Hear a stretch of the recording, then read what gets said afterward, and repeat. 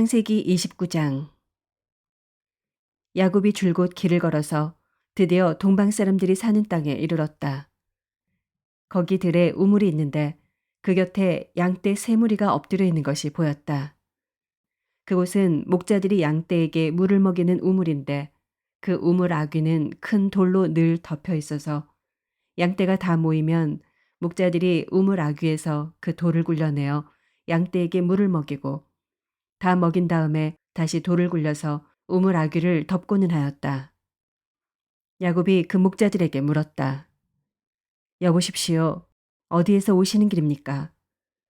그들이 대답하였다. 우리는 하란에서 오는 길입니다. 야곱이 그들에게 또 물었다. 나홀이라는 분의 손자인 라반이라는 분을 아십니까? 그들이 대답하였다. 아, 예. 우리는 그를 잘 압니다. 야곱이 또 그들에게 물었다. 그분이 평안하게 지내십니까? 그들이 대답하였다. 잘 삽니다. 아, 마침 저기 그의 딸 라헬이 양떼를 몰고 옵니다. 야곱이 말하였다. 아직 해가 한창인데 아직은 양떼가 모일 때가 아닌 것 같은데 양떼에게 물을 먹이고 다시 풀을 뜯기러 나가야 하지 않습니까? 그들이 대답하였다. 그렇지 않습니다. 양떼가 다 모일 때까지 기다렸다가 양떼가 다 모이면 우물 아귀의 돌을 굴려내고서 양떼에게 물을 먹입니다. 야곱이 목자들과 말하고 있는 사이에 라헬이 아버지의 양떼를 이끌고 왔다. 라헬은 양떼를 치는 목동이다. 야곱이 외삼촌 라반의 딸 라헬과 그가 치는 외삼촌의 양떼를 보고 우물 아귀에서 돌을 굴려내어 외삼촌의 양떼에게 물을 먹였다. 그러고 나서 야곱은 라헬에게 입을 맞추고 기쁜 나머지 큰 소리로 울면서 라헬의 아버지가 자기의 외삼촌이라는 것과 자기가 리브가의 아들이라는 것을 라헬에게 말하였다. 라헬이 달려가서 아버지에게 이 사실을 말하였다. 라반은 누이의 아들 야곱이 왔다는 말을 듣고서 그를 만나러 곧장 달려와 그를 보자마자 껴안고서 입을 맞추고 자기 입으로 데리고 갔다. 야곱은 지금까지 있었던 일들을 라반에게 다 말하였다. 말을 듣고 난 라반은 야곱에게 말하였다. 너는 나와 한 피부치이다. 야곱이 한 달을 라반의 집에 머물러 있을 때 라반이 그에게 말하였다. 네가 나의 조카이긴 하다만 나의 일을 거저할 수는 없지 않느냐. 너에게 어떻게 보수를 주면 좋을지 너의 말을 좀 들어보자. 라반에게는 두 딸이 있었다. 맏딸의 이름은 레아이고 둘째 딸의 이름은 라헬이다. 레아는 눈매가 부드럽고 라헬은 몸매가 아름답고 용모도 예뻤다. 야곱은 라헬을 더 사랑하였다. 그래서 그는 제가 7년 동안 외삼촌 일을 해드릴 터이니 그때 가서 외삼촌의 작은 딸 라헬과 결혼하게 해주십시오. 하고 말하였다. 그러자 라반이 말하였다. 그 아이를 다른 사람과 짝지어주는 것보다 너에게 짝지어주는 것이 더 낫겠다. 그러면 여기서 나와 함께 살자. 야곱은 라헬을 아내로 맞으려고 7년 동안이나 일을 하였지만 라헬을 사랑하기 때문에 7년이라는 세월을 마치 며칠같이 느꼈다. 7년이 지난 뒤에 야곱이 라반에게 말하였다. 약속한 기한이 다 되었습니다. 이제 장가를 들게 해주십시오. 라헬과 결혼하겠습니다. 라반이 그 고장 사람들을 다 청해놓고 잔치를 베풀었다. 밤이 되었을 때 라반은 큰딸 레아를 데려다가 신방으로 들여보냈는데 야곱은 그것도 모르고 레아와 동침하였다. 라반은 여종 실바를 자기 딸 레아에게 몸종으로 주었다. 아침이 되어서 야곱이 눈을 떠보니 레아가 아닌가. 야곱이 라반에게 말하였다. 외삼촌께서 저에게 이러실 수가 있습니까? 제가 그동안 라헬에게 장가를 들려고 외삼촌 일을 해드린 것이 아닙니까? 외삼촌께서 왜 저를 속이셨습니까? 라반이 대답하였다. 큰딸을 두고서 작은 딸부터 시집 보내는 것은 이 고장의 법이 아닐세. 그러니 이래 동안 초래 기간을 채우게 그런 다음에 작은 아이도 자네에게 주겠네. 그 대신에 자네는 또 7년 동안 내가 맡기는 일을 해야 하네. 야곱은 그렇게 하였다. 그가 레아와 이랫동안 지내고 나니 라반은 자기 딸 라헬을 그에게 아내로 주었다. 라반은 여종 비라를 자기 딸 라헬에게 몸종으로 주었다. 야곱이 라헬과 동침하였다. 야곱은 레아보다 라헬을 더 사랑하였다. 그는 또다시 7년 동안 라반의 일을 하였다. 주님께서는 레아가 남편의 사랑을 받지 못하는 것을 보시고 레아의 태를 열어주셨다. 라헬은 임신을 하지 못하였으나 레아는 마침내 임신을 하여 아들을 낳았다. 그는 속으로 주님께서 나의 고통을 살피시고 나에게 아들을 주셨구나. 이제는 남편도 나를 사랑하겠지. 하면서 아기 이름을 르우벤이라고 하였다. 그가 또 임신을 하여 아들을 낳았다. 그는 속으로 주님께서 내가 남편의 사랑을 받지 못하여 하소연하는 소리를 들으시고 이렇게 또 아들을 주셨구나 하면서 아이 이름을 시몬이라고 하였다. 그가 또 임신을 하여 아들을 낳았다. 그는 속으로 내가 아들을 셋이나 낳았으니 이제는 남편도 별 수 없이 나에게 단단히 매이겠지 하면서 아이 이름을 레위라고 하였다. 그가 또 임신을 하여 아들을 낳았다. 그는 속으로 이제야말로 내가 주님을 찬양하겠다 하면서 아이 이름을 유다라고 하였다. 레아의 출산이 그쳤다.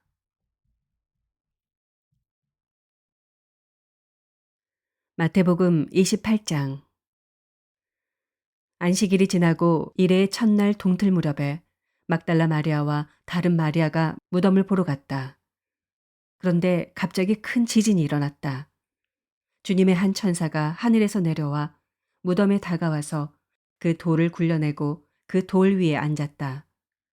그 천사의 모습은 번개와 같았고 그의 옷은 눈과 같이 희었다. 지키던 사람들은 천사를 보고 두려워서 떨었고 죽은 사람처럼 되었다. 천사가 여자들에게 말하였다. 두려워하지 말아라. 나는 너희가 십자가에 달리신 예수를 찾는 줄 안다. 그는 여기에 계시지 않다. 그가 말씀하신 대로 그는 살아나셨다. 와서 그가 누워 계시던 곳을 보아라. 그리고 빨리 가서 제자들에게 전하기를 그는 죽은 사람들 가운데서 살아나셔서 그들보다 먼저 갈릴리로 가시니 그들은 거기서 그를 뵙게 될 것이라고 하여라. 이것이 내가 너희에게 하는 말이다. 여자들은 무서움과 큰 기쁨이 엇갈려서 급히 무덤을 떠나 이 소식을 그의 제자들에게 전하려고 달려갔다. 그런데 갑자기 예수께서 여자들과 마주쳐서 평안하냐 하고 말씀하셨다. 여자들은 다가가서 그의 발을 붙잡고 그에게 절을 하였다. 그때 예수께서 그 여자들에게 말씀하셨다. 무서워하지 말아라. 가서 나의 형제들에게 갈릴리로 가라고 전하여라. 그러면 거기에서 그들이 나를 만날 것이다. 여자들이 가는데 경비병 가운데 몇 사람이 성 안으로 들어가서 일어난 일을 모두 대제사장들에게 보고하였다. 대제사장들은 장로들과 함께 모여 의논한 끝에 병사들에게 은돈을 많이 집어주고 말하였다. 예수의 제자들이 밤중에 와서 우리가 잠든 사이에 시체를 훔쳐갔다 하고 말하여라. 이 소문이 총독의 귀에 들어가게 되더라도 우리가 잘 말해서 너에게 아무 해가 미치지 않게 해주겠다. 그들은 돈을 받고서 시키는 대로 하였다. 그리고 이 말이 오늘날까지 유대인들 사이에 널리 퍼져 있다. 11 제자가 갈릴리로 가서 예수께서 일러주신 산에 이르렀다. 그들은 예수를 뵙고 절을 하였다. 그러나 의심하는 사람들도 있었다.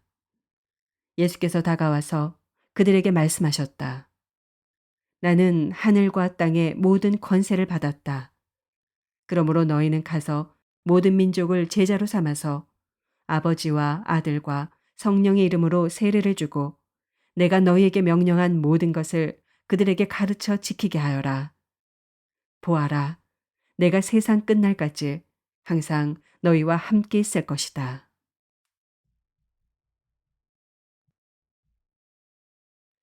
에스더 5장.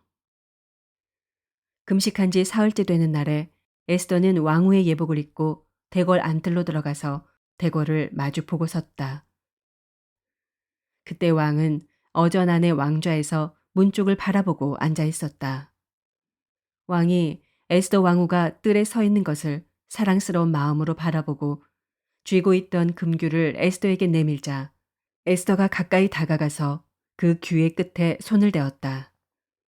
왕이 그에게 말을 건네었다. 웬일이오 에스더 왕후, 무슨 소청이라도 있소. 당신에게라면 나라의 절반이라도 떼어주겠소. 에스더가 말하였다. 임금님께서 허락하시면 내가 오늘 잔치를 차리고 임금님을 모시고 싶습니다. 하만과 함께 오시면 좋겠습니다. 왕은 곧 명령을 내렸다. 에스더의 말대로 하겠다. 곧 하만을 들라 하여라. 왕과 하만은 에스더가 베푼 잔치에 갔다. 함께 술을 마시다가 왕은 또다시 에스더에게 물었다. 당신의 간청이 무엇이오? 내가 들어주겠소. 당신의 소청이면 나라의 절반이라도 떼어주겠소.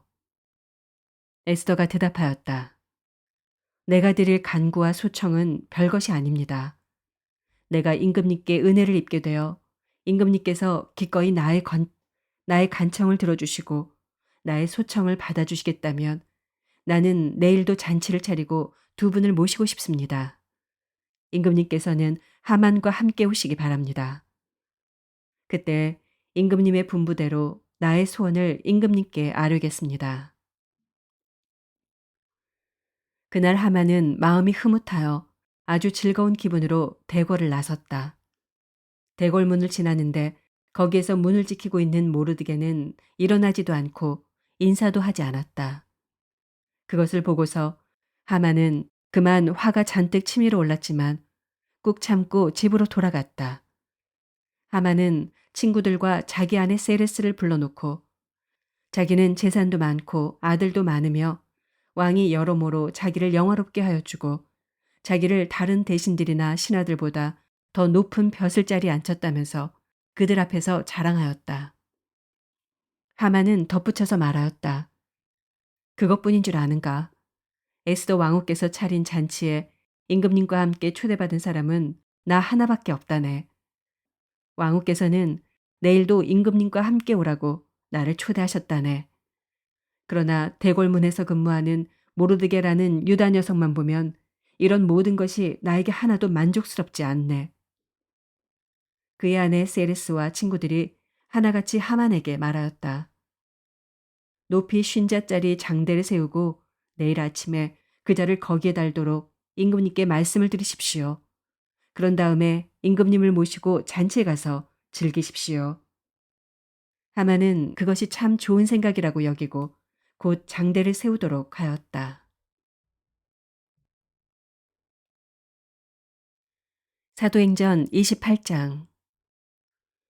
우리가 안전하게 목숨을 구한 뒤에야 비로소 그곳이 몰타섬이라는 것을 알았다.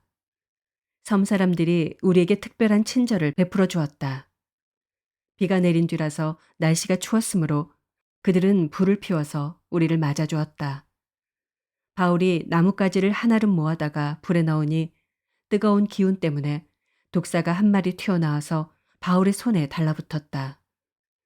섬 사람들이 그 뱀이 바울의 손에 매달려 있는 것을 보고 이 사람은 틀림없이 살인자이다.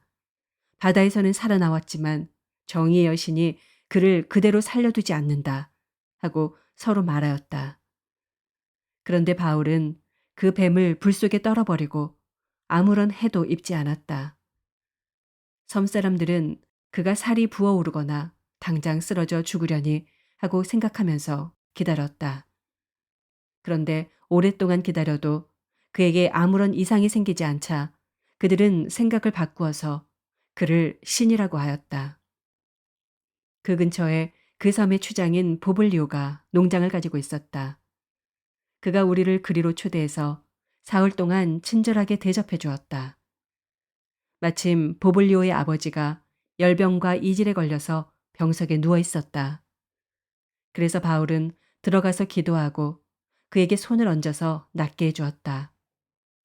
이런 일이 일어나니 그 섬에서 병을 앓고 있는 다른 사람도 찾아와서 고침을 받았다. 그들은 극진한 이해로 우리를 대하여 주었고 우리가 떠날 때에는 우리에게 필요한 물건들을 배에다가 실어주었다. 석 달 뒤에 우리는 그 섬에서 겨울을 난 디오스구로라는 이름이 붙은 알렉산드리아 배를 타고 떠났다. 우리는 수라구사에 입항하여 사흘 동안 머물고 그곳을 떠나 비행 돌아서 레기온에 다다랐다. 그런데 하루가 지나자 남풍이 불어왔으므로 우리는 이틀 만에 보디올에 이르렀다. 우리는 거기서 신도들을 만나서 그들의 초청을 받고 이래 동안 함께 지냈다.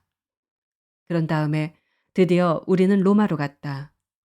거기 신도들이 우리 소식을 듣고서 아피온 광장과 트레스 마을까지 우리를 맞으러 나왔다. 바울은 그들을 보고 하나님께 감사를 드리고 용기를 얻었다. 우리가 로마에 들어갔을 때 바울은 그를 지키는 병사 한 사람과 함께 따로 지내도 된다는 허락을 받았다. 사흘 뒤에 바울은 그곳 유대인 지도자들을 불러 모았다. 그들이 모였을 때 바울은 이렇게 말하였다. 동포 여러분, 나는 우리 결례와 조상들이 전하여 준 풍속을 거스르는 일을 한 적이 없습니다. 그런데도 나는 죄수가 되어서 예루살렘에서 로마 사람의 손에 넘겨졌습니다. 로마 사람은 나를 신문하여 보았으나 사형에 처할 만한 아무런 근거가 없으므로 나를 놓아주려고 하였습니다. 그러나 유대 사람이 반대하는 바람에 하는 수 없이 내가 황제에게 상소한 것입니다. 나는 절대로 내 민족을 고발하려는 것이 아니었습니다. 이런 까닭으로 나는 여러분을 뵙고 말씀드리려고 여러분을 오시라고 청한 것입니다. 내가 이렇게 쇠사슬에 매어 있는 것은 이스라엘의 소망 때문입니다. 그들이 바울에게 말하였다. 우리는 아직 유대로부터 당신에 관한 편지를 받은 일도 없고 동포들 가운데서 아무도 여기 와서 당신에 대하여 나쁘게 말하거나 소문을 낸 일이 없습니다. 우리는 당신에게서 당신의 생각을 들어보고 싶습니다. 이 종파에 대하여 우리가 아는 것은 어디서나 이 종파를 반대하는 소리가 높다는 것입니다. 그들은 바울과 만날 날짜를 정하였다. 그날에 더 많은 사람이 바울의 숙소로 찾아왔다. 그는 아침부터 저녁까지 그들에게 하나님 나라를 엄숙히 증언하고 모세의 율법과 예언자의 말을 가지고 예수에 관하여 그들을 설득하면서 그의 속내를 터놓았다. 더러는 그의 말을 받아들였으나 더러는 믿지 않았다. 그들이 이렇게 견해가 서로 엇갈린 채로 흩어질 때 바울은 이런 말을 한마디 하였다. 성령께서 예언자 이사야를 통하여 여러분의 조상에게 하신 말씀은 적절합니다. 곧 이런 말씀입니다. 이 백성에게 가서 말하여라. 너희가 듣기는 들어도 깨닫지 못하고 보기는 보아도 알지 못한다. 이 백성의 마음이 무디어지고 귀가 먹고 눈이 감겨 있다. 이는 그들로 하여금 눈으로 보지 못하게 하고 귀로 듣지 못하게 하고 마음으로 깨닫지 못하게 하고 돌아서지 못하게 하여 내가 그들을 고쳐주지 않으려는 것이다. 그러므로 여러분은 하나님의 이 구원의 소식이 이방 사람에게 전파되었음을 알아야 합니다. 그들이야말로 그것을 듣고 받아들일 것입니다. 바울은 자기가 얻은 셋집에서 꼭 2해 동안 지내면서 자기를 찾아오는 모든 사람을 맞아들였다. 그는 아무런 방해도 받지 않고 아주 담대하게 하나님 나라를 전하고 주 예수 그리스도에 관한 일들을 가르쳤다. 아멘.